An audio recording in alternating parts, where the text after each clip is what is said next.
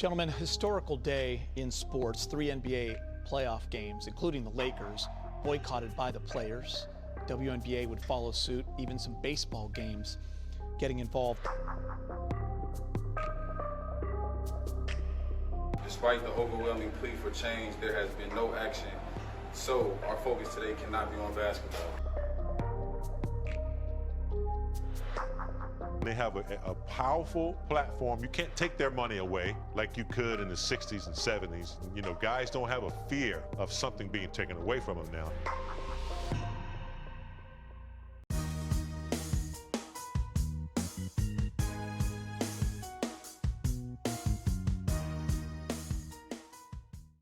Welcome to another episode of Justice for All Beyond the Cut. I'm your host and executive producer, Nathaniel Paul. I want to thank you, our viewers at home, for giving us your time for what's going to be another important conversation on a number of different topics impacting our community, our state, and our nation. Today, we're going to have a conversation about the role of athletes and coaches in social justice movements. To help with that conversation, I've invited a number of different guests from different backgrounds to give us a different perspective on the narratives that we've seen out there when it comes to issues impacting our nation. So let's get right to it. I want to invite our first two guests. To my right, Thaddeus Bullard. You may know him as Titus O'Neil, a professional wrestler, former football player, a man that has truly dedicated himself to serving the community. Titus, it is an honor to be speaking with you today. Thank you for joining our conversation. Thank you for having me. And then to our left, Bucks fans, I can feel your energy already through the screen. Just calm down for a second. You already got your Super Bowl again. Just relax. This is the legendary coach, Tony Dungy, 13 seasons in the NFL, the first black head coach to win a Super Bowl. Coach, it is truly an honor to be sitting with you today and having this conversation. Thank you both for joining us. Thank you. Coach, I know you got your Super Bowl win. I feel like I could have helped you get at least two more. My mom didn't want me playing football. so if you ever decide to get back on the sideline, I got some cleats, I'm ready. You know, we got some trainers in the house, we can get ready. Titus, I thought about getting in the ring and I saw you. Yeah. And I made a business decision. You made the best business decision you could have made. I am not going to argue. Us on this show, that's the best decision. I am not going to argue. So I think everybody is exactly in the chair they need to be today for us to have this conversation. Guys, we have a lot of ground to cover, so let's get started. We're talking about the role of athletes and coaches when it comes to social justice movements. This is nothing new for athletes and coaches to speak out. Addressing issues in our nation. So my first question is what got you involved? Was it something personally that you experienced? Was it something that you witnessed? Was it a high-profile case that you saw on the news? What was it for you that got you involved? Coach Dungy, I'll start with you. I think for me, it was coming into professional football. I was blessed to go to the Pittsburgh Steelers organization. 1977 was my rookie year. And our coach was a guy named Chuck Noll. He had won 2 Super Bowls already by the time I got there. But the first meeting he had with us, he said, men, don't make football your whole life. You're getting paid to play, so it's your profession, but it can't be your whole life. If you make football your whole life, you're going to be very disappointed when it's over. So look around, get involved, become part of the community, make Pittsburgh a better place to live. I was 21 years old, and up to that point, it kind of was my whole life. I was tunneled in, hey, I got to get better, I got to play, and I was focused on that. But then you look around and you see there's all kinds of things going on. So that was my first introduction to, hey, be part of the community and help out. Don't just be focused on yourself. And that was 44 years ago, I hate to say. Titus, what was it for you? Just, you know, obviously being the product of a sexual assault, I came out of poverty, or was raised in poverty and came out, fortunately, with an opportunity to go to the Florida Sheriff's Boys Ranch. And being at the Florida Sheriff's Boys Ranch gave me an opportunity to be around so many people that were giving. They weren't making a whole lot of money, but they wanted to find a way to be significant in other people's lives. And because of me being able to be taken out of a situation where I was a kid that was labeled to be dead or in jail by the time I was 16, I was not expected to do anything. You never graduate from high school, you never go to college, etc. And being able to go to the Boys Ranch and accomplish a lot more than anybody would have expected, even myself up to the age of 12 years old, But even at a young age, I realized like I have the ability to reach people and to engage with people from all walks of life. A homeless guy, you know, that used to be at our football practice at Live Oak Swanee, called me over one day and he said, you know, God's going to use you in mighty ways. And I said, yeah, man, I hope I make it to the NFL and can make a lot of money so I can help a lot of people. He said, no. He said, God's calling on your life has nothing to do with what you do for a living. It's who you are for a living. And so he essentially was the guy that let me see God in a completely different way. You know, I had gone to church at AME churches, Baptist churches, you know, Presbyterian, Catholic. I had gone to every single denomination of church. But being able to hear that from a man who essentially, if I wanted to be a jerk, I could have been like, well, why ain't God working in your life? But he actually was. And because of that relationship that I ended up building with him, it showed me the power of being able to be significant to somebody else. And that just grew over time, you know, being able to speak out. You know, but what you just said, that story, that to me says it all. One person reaching out to somebody else, and they touch one person and make a difference in their life. And then who knows what you're going to do. You touch one more person somewhere along the line and make a difference. And that's what it's all about. You both have certainly been making a difference throughout your careers, and you're still doing so, just even being here today. I want to take it to this part of the conversation because you made that choice so many years ago. You continue to make that choice now. You both do. But then you have some in the public eye that feel athletes and coaches should not be getting involved in politics, in high-profile cases. How have you managed that, and what is your feeling on that reaction? I always tell people you can't have it both ways.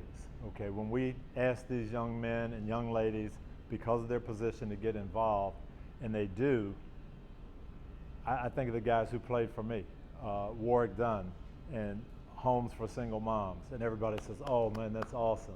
Okay, Derek Brooks starts a charter school and builds into the lives of young people. Oh, that's great. John Lynch, scholarships for young kids. Yeah, that's great when they get involved. But then when they see something and they say, hey, this isn't right, we've got to fix this. We can't, oh no, don't get involved now. We want you to be involved over here, but don't be involved over here. You can't do it that way. Yeah, I say all the time, like it's, you know, Charles Barkley got a lot of heat years ago for saying that I'm not a role model. And people were like, yeah, but you're in a position to change so many people's lives and do this and do that and do this. And I've always said that I feel like, you know, if with Colin Kaepernick's situation, you know, it got politicized so much.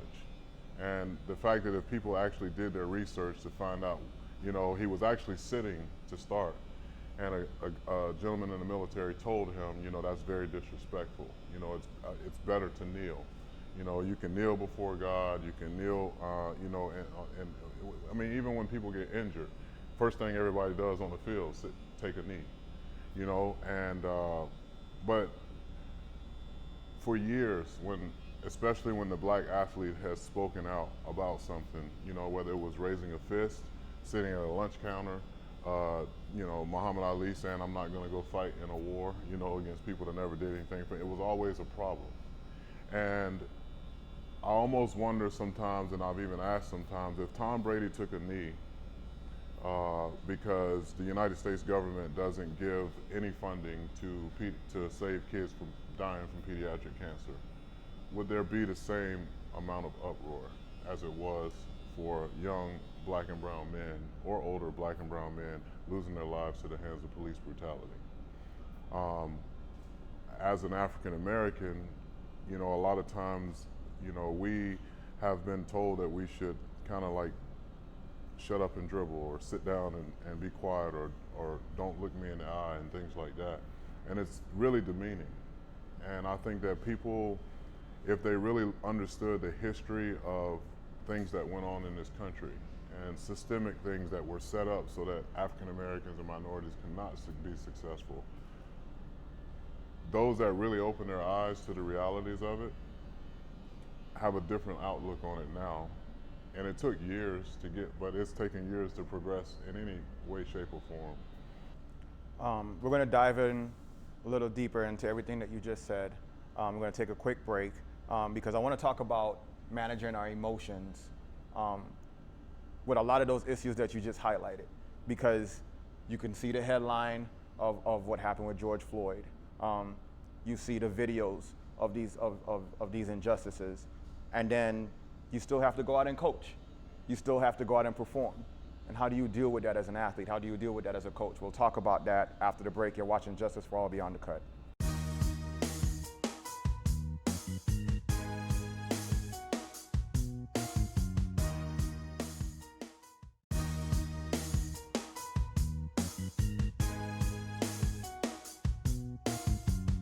This is one of those moments, Tony, where there is also social significance in this victory, and to have your hands on the Vince Lombardi Trophy, tell me what this means to you right now. I tell you what, I'm proud to be representing African American coaches, to be the first African American to win this. It means an awful lot to our country. But again, more than anything, I said it before, Lovie Smith and I, not only the first two African Americans, but Christian coaches, showing that you can win, doing it the Lord's way. We're more proud of that.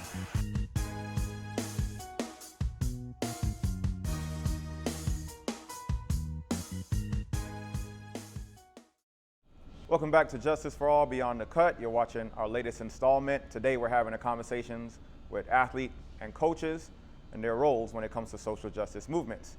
We're talking to Coach Dungy, Titus O'Neil. Thank you again for giving us your time. If you're watching at home and you're wondering why we're not wearing masks, our guests have been vaccinated. We've been COVID-19 tested, so we're good to go, and we're nicely distanced. We've been talking about the notion from fans and the public that athletes and coaches should not be getting involved. I want to take the conversation to another place and paint a scenario. George Floyd, we all saw the video. We're very familiar with the case.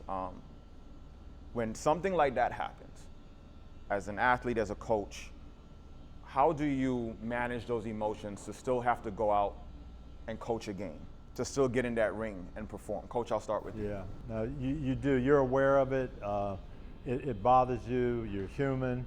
But I learned something from my dad way back when. Kind of went through the same thing in the late 60s. Titus mentioned it. 1968, I was 12 years old. Dr. King gets killed. Robert Kennedy gets killed. The Olympics. And I'm talking to my dad, and he just kept repeating to me over and over and over again, what are you going to do to make the situation better? That's what you have to think about. Yeah, this is terrible. George Floyd was horrible. But we've got to move forward. So what can we do? And I think that's what spurred a lot of these athletes on to, hey, we've got to do something to make the situation better. I can't just complain. I can't just be mad. What can I do personally to make it better? Yeah, I remember, seeing the video the night before. I was actually, I'm just getting ready. My oldest son, 16. I'm getting ready to give him his first car, brand new car, and then all of a sudden, this is flooding the news. So instead of being wholly excited about giving my son his first car, I never had a first car. Now I'm trying to figure out, I'm on Best Buy and other sites to try to find a dashboard cam. So aside from teaching my kid how to drive, teaching him what to do when he gets pulled over, now I gotta teach him how to work technology in a car that I'm not a good technology person anyway, but just trying to put another layer of, protection for my child, and knowing that he could be in that situation at any given moment as well. It is very difficult. I wrote a very heartfelt and hurt message on Instagram, and saying, my disgust with having to even be in this position as a father, and looking at the fact that, like, at least I have the opportunity to be a dad and to be able to try to, like Tony's dad did, try to help my kids navigate through this space, but it gets exhausting, you know, when it's just over and over and over again. And I think those in the black and brown community are exhausted too, because if you date all the way back to the 50s and 60s, it's always been the same pattern of things going on, where it's you know, a situation like a George Floyd comes up, or another issue that that is essentially a race-driven issue. You know, the black community, they want answers, and they get tired, and they're always constantly told, you know, just let the justice system work for it. You know, just let this justice system work. Guys, be patient. You know, it's always the same outcome. So let me ask you this though: Did it make you want to use the platform God's given you? Did you think about, hey, I have a voice now. People, because of what I do, they see me. What can I do to now? So a small so part the thing of that I immediately done is I called Chad Chronister, our sheriff, and Brian Dugans, and I asked them very open and honest questions, and it got a little uncomfortable at times, but it was much needed, and we utilized our platform to have it on IG as well as live TV. And so when you have those conversations and you're able to utilize that platform to get answers that a lot of people aren't even seeking, you know, they're just seeking a result, they're seeking an outcome. But you should ask the question about, you know, implicit bias training and how often do your agencies go through it? What would you have done if this happened in Tampa, Florida? You know, what would have been the outcome? Do you agree with the action that this officer took? You know, as a fellow law enforcement officer, so you put yourself in a position where you can ask these questions that a lot of people aren't able to have, and that's what that platform is for. So we're going to dive in a little bit more because you guys both mentioned using your platform. I want to take the conversation to social media platform because there's been a lot of controversy surrounding that. We just saw something recently happen with LeBron James. We're going to dive into that discussion after the break. You're watching Justice for All Beyond the Cut.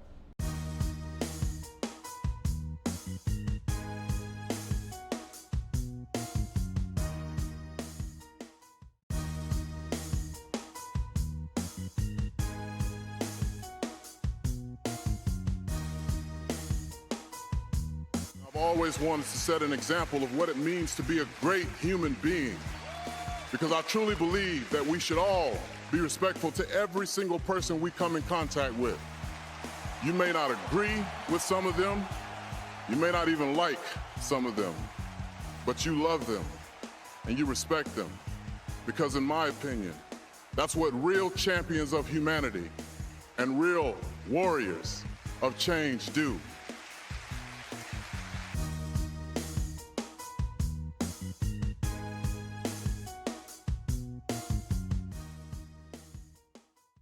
Welcome back to Justice for All Beyond the Cut. We're having a conversation today with Coach Tony Dungy, Titus O'Neil.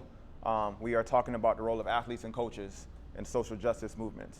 I want to take the conversation to social media.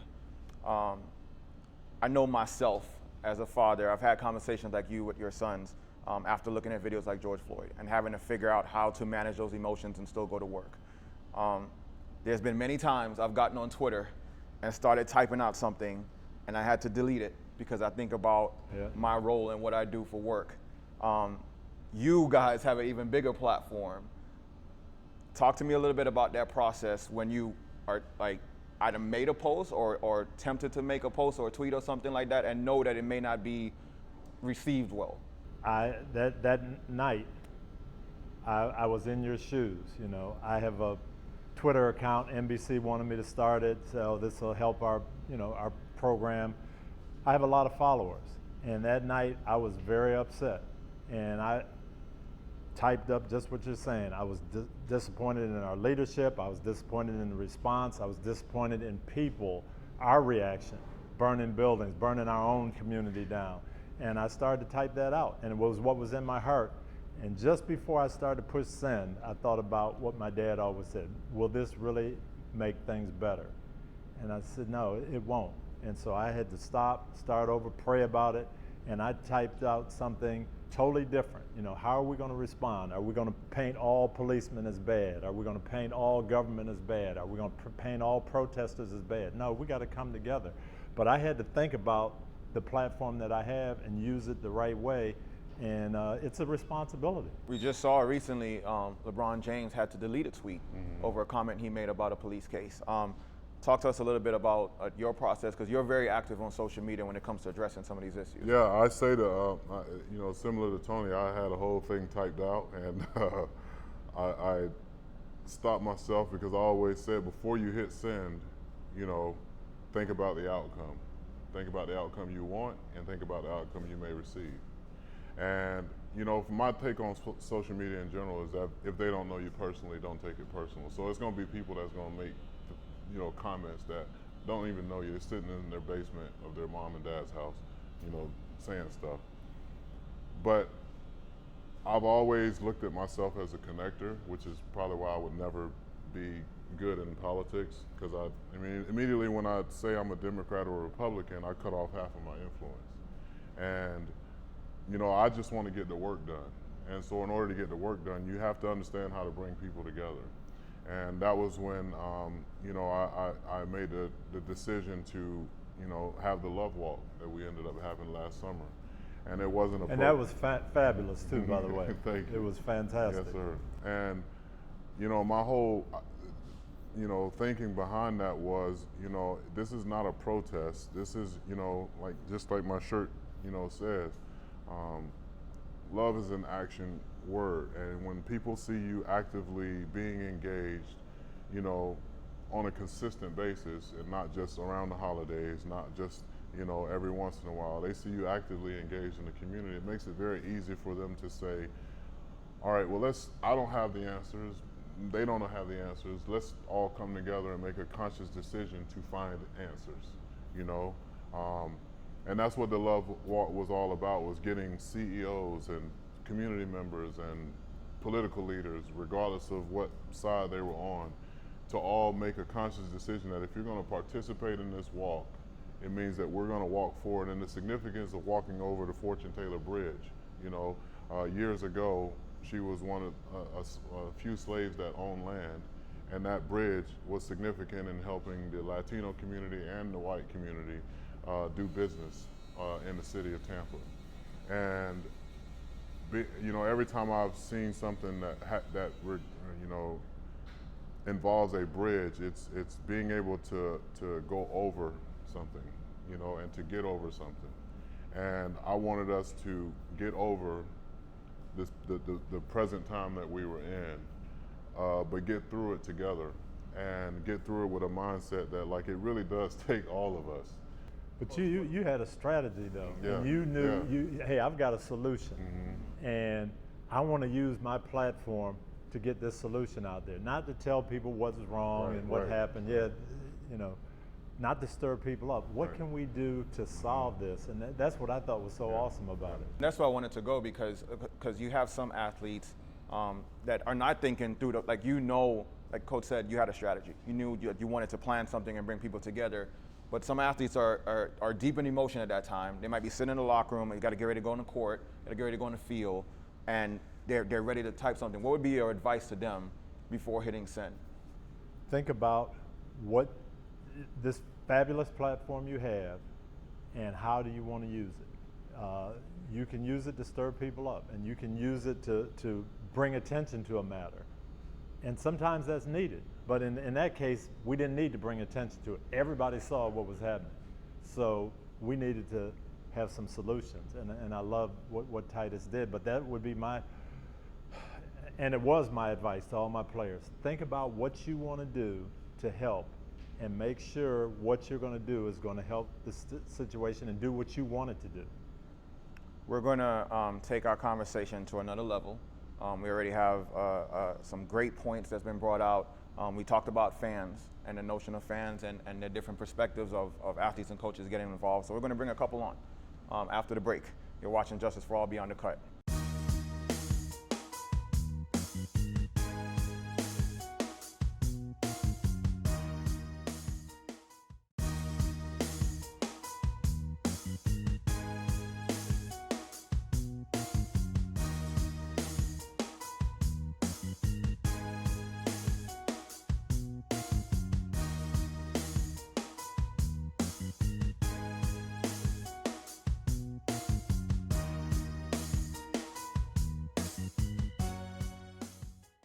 Welcome back to Justice for All Beyond the Cut. You're watching our latest installment, having conversations impacting our community, our state, and our nation. Today we are talking to athletes and coaches about their roles when it comes to social justice movements. We've invited two more guests. This is Matt DiPietro, MA Fitness in St. Petersburg, Florida. We have Tony Overton of O Strong Fitness, certified personal trainer, who trains college, high school athletes. Matt works with kids, self-defense training, getting people in shape overall. Appreciate you guys coming on and joining this conversation. I had to think really twice about inviting them on because we got an Eagles fan, and then we got a Ohio native. Yeah, I don't even. Yes, man. absolutely. Hey, we bring people together now. Do we have a brown bag? Is there a brown bag somewhere? No, seriously, guys, thank you for joining our conversation. This is going to be really beneficial to our viewers. So I want to take the conversation here because I think we talked about the notion of fans not wanting us to get involved, and I think we've kind of addressed some of that. But now let's talk about other coaches and other athletes that may not be in agreement. We've seen scenes with NBA teams that come out together and say we're not playing today. But that may not always be the case. So, Coach, I'll start with you. Talk to us a little bit about dealing with that type of division in the locker room, whether it be a coach or a player. Well, I think that's the great thing about sports, and it teaches you that we can come together, we can all have different backgrounds, different philosophies, country music, rap music, city, urban, country, old, young, but we got one goal, to win games.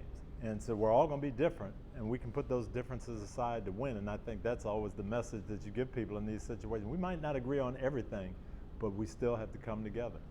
We as athletes have the ability to show people this is how you come together, you know, for one common goal.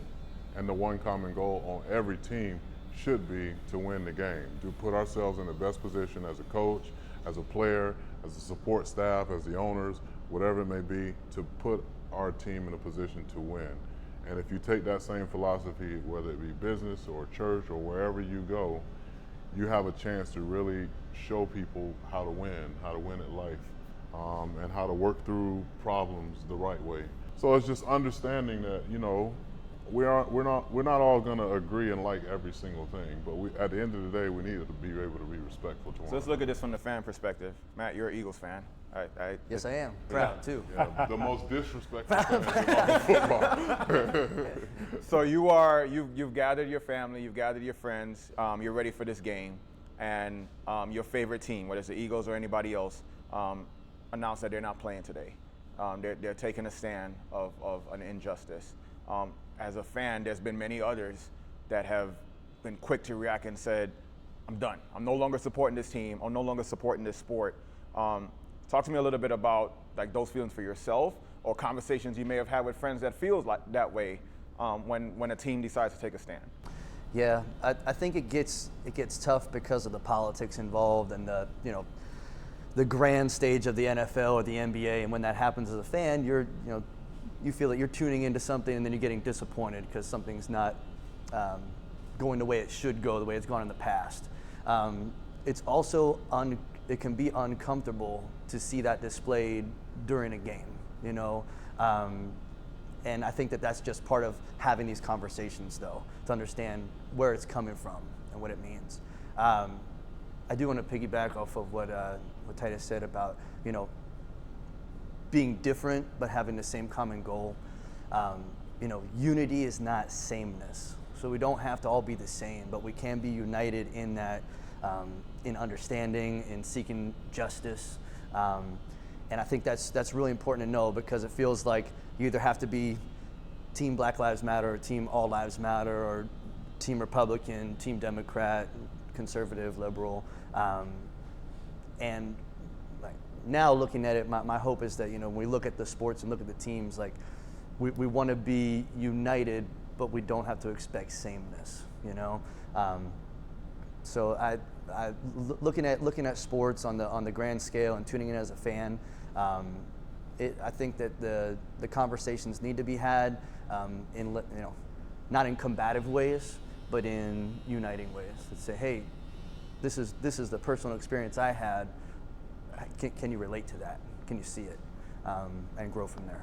So when all that stuff was going down in the summer, you know, obviously I worked for Vince McMahon, who's one of the, you know, most successful businessmen ever in all the sports and entertainment. And I wanted his take, you know, on what was going on. And, you know, he said, I'm all for people speaking up and speaking out about things. He said, but from a fan's perspective and from a business perspective, you know, I'm trying to provide content to help people escape their reality. And when people are buying tickets, whether it's to a football game or a WWE event or a basketball game, a movie, they're trying to escape their reality, you know? So if we went to a movie theater and, you know, there's a ad comes up about, a political ad comes up, or 2 or 3 political ads come up before the movie even starts, I'm pretty sure we're gonna be tuned out right away, because we wanna see the previews to the upcoming movies. And so we have to understand, like, yeah, we're not all gonna see eye to eye, but like at the end of the day, sports and entertainment for years has literally been the outlet for people to kind of escape their realities at that time. But Titus, and I understand that sports and entertainment it's just funny because me and Nate talk, and I go, I'm not a fan. I'm not a fanatic of anybody but my mother and father. Right. But entertainment and sports has always been an outlet for us. Right. And that's the reason, in my eyes, that the athletes use that platform to be noticed. Oh, no, I agree. I agree. So you can go either way. It's just Yeah. like when you, it's like, how do I feel about the protest, a peaceful protest, if I just bought tickets to go to the game? Right. And they say, well, we're not playing. So the athletic part of me, the sports history, the teamwork, all of that comes in my heart, and I go, I understand. Right. But everybody's not like us. Right. You got a casual fan that says, I want to be entertained. I want my mind off my sick grandmother. I want my mind off of negative things that are going on. Right. Play the game. This is your job. Right. But me, personally, I'm going, I understand. Right. It's been times where at my son's college games when a lot of stuff was going on, and the national anthem comes on, and you go, I understand this song has been a part. I was a kid at the game. Yeah. Basketball game, and I'm like, yes. And that song actually got me pumped up to play. But then now you're at your son's game and all of this is going on. And you say, well, if I sit, does it affect my son's scholarship? It's people in the crowd and they go, wait, your dad's not standing for the national anthem. So at that point, we have to take a step back and make a major decision on what's best, not only for your child, but for the rest of the people that's watching. Right. So you stand, and then you go back home and you try to get a better understanding of the whole situation, because there's so many people that's looking up to you and so many people that need you. I hope this conversation makes people understand the importance of the significance that they have. Like Tony said, you guys have more significance than you think you do. Our platforms combined can help shape the lives and the cultures of so many different people in different ways. He never performed kickboxing before a day in his life. But there's somebody that you train that may admire him from afar and say, oh man, you got a chance to have a conversation with him. I can't wait to watch to see how it came out. And then they sit down and watch this conversation. You got former athletes that you've coached that are now playing at the next level. And that's my coach. You know, I remember him telling me that. I remember him telling me, I remember those conversations he's talking about in that time. So the significance that we have and this platform is affording us to do is not just for us, it's to help show people from all walks of life how you can sit in a room, have a very uncomfortable conversation at times, and come out with a very comfortable result of knowing that we're all better human beings because we sat down in the same room and heard perspectives from different people. You're watching Justice for All Beyond the Cut.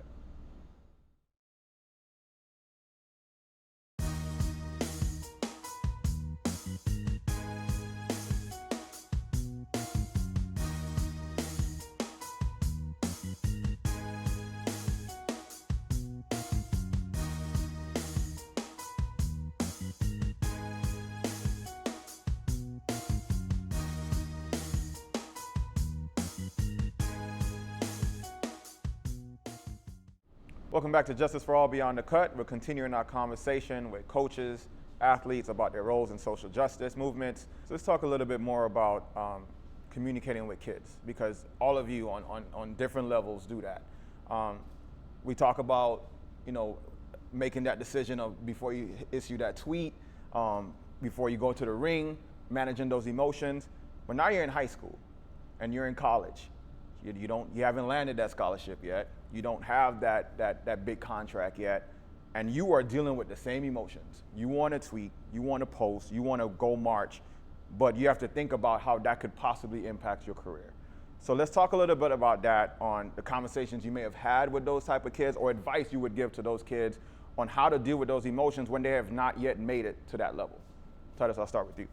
So I tell my kids all the time, like, I'm in a position I'm in now not because I'm the best WWE superstar to ever grace the ring or the best football player to ever play football.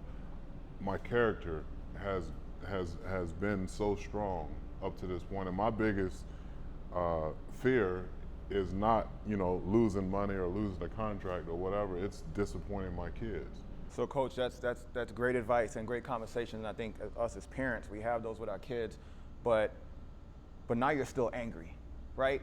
I'm a 16-year-old kid, and I got a basketball game tonight, and I may not want to play.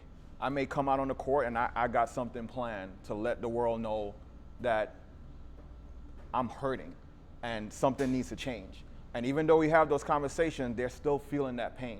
So talk to us about what that conversation would look like for that kid. Yeah, and that's life, and it is painful. And I know you guys see it all the time, but we've got to be there, I think, as adults to help the young people through it. My senior year in high school, I was 16 years old, and I quit the team because of something that I thought was unjust that happened in our school. I quit, and it really didn't help the situation, but that was my response out of anger. My junior high assistant principal, I hadn't seen him in 4 years. It'd be a situation like yours. He called me up on the phone, and he said, "Hey, word on the street is you quit the team. I got to talk to you." He talked me into going back out, saying, "Hey, what you're doing isn't going to help. Okay, you can be a leader and make a difference." And that's what I think we have to do, is encourage these young people. Lead. You guys are leaders. People are going to follow you. The thing that I like to add, and I know, is the background and the foundation. And the business I've been in the inner city of Cleveland my entire life is trying to build the foundation so there's no cracks in the kids early. It's so hard later on to try to teach people that already have their mindset on going a certain way. So I've always tried to just help build that foundation and put people in the right direction. And as a trainer and as a coach, I think that the athletic part comes second.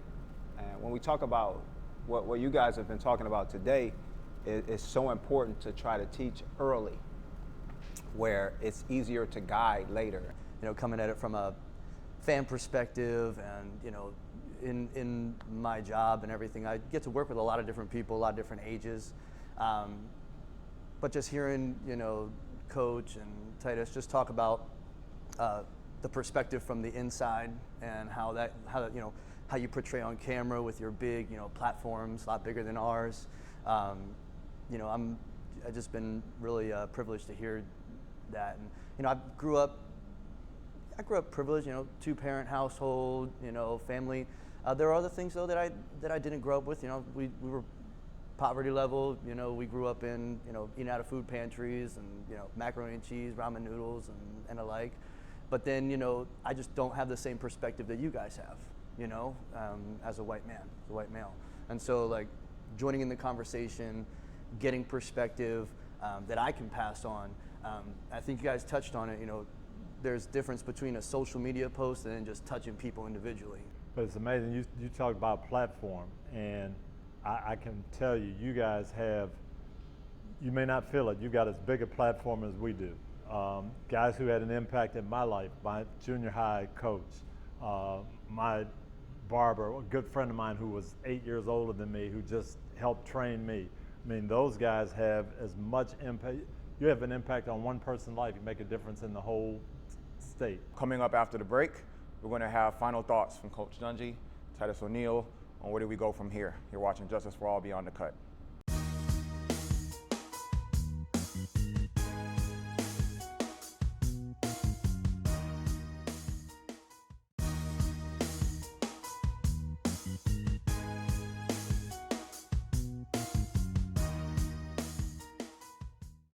Welcome back to Justice for All Beyond the Cut.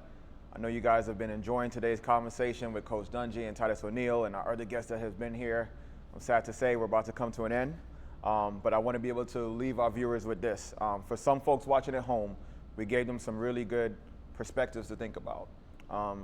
From inside the locker rooms, from just like your personal conversation with your family, with your friends.